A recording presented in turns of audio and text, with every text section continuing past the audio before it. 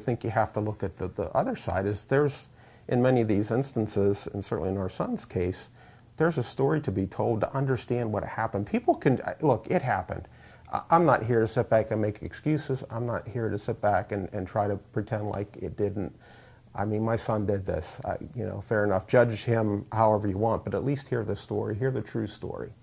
And if you do that, and you can sit back and make a difference in the world, to sit back and try to help a kid who was bullied, a kid who was, you know, struggling with depression or whatever the case may be. I mean, that's part of the story that needs to be dealt with. I mean, we deal with teenage suicide in Western Pennsylvania, and it happens, you know, all too frequently. And, you know, there's just 6 that happened in an hour south of Cleveland in 6 months in one school district last year.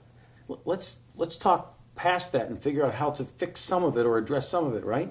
Right. I mean, you know, and it was my connection to actually talking to you in the very beginning was I was listening to your show and happened to be driving, and they were talking about another school shooting, and I just couldn't believe it. And the thing that I did was I sent you, not to talk about my son's story, because that wasn't the impetus for my contacting you.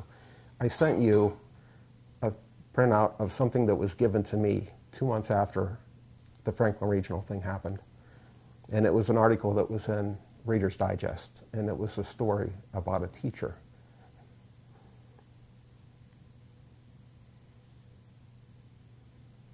who took it upon herself to make a difference. She sat back, and it was simply to pass out questions to her class. Who should be the star of the class this week?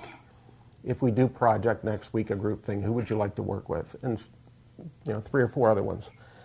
And she sat back, and, you know, somebody asked her, they said, well, why did you do that? And she said, well, it had nothing to do with the questions being asked. She said it had everything to do with finding out who was left behind. And when they asked her, when did you start doing this? She said, the day after Columbine.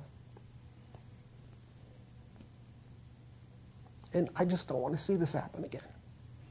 I know the pain. It's pain for everybody. And we have to do something to make a difference. You know, when you see kids getting bullied, people got to speak up. They need to sit back and, if it's not going to be to the school, I mean, somebody came here 8 days after this thing happened and told us our son was being bullied. It happened in September the year before. I wish that knock at the door would have come in September. Maybe April doesn't happen. But when that knock didn't come, April happened. And we need to sit back and, you know, I say you got to make a difference in a child's life, because that child can be yours.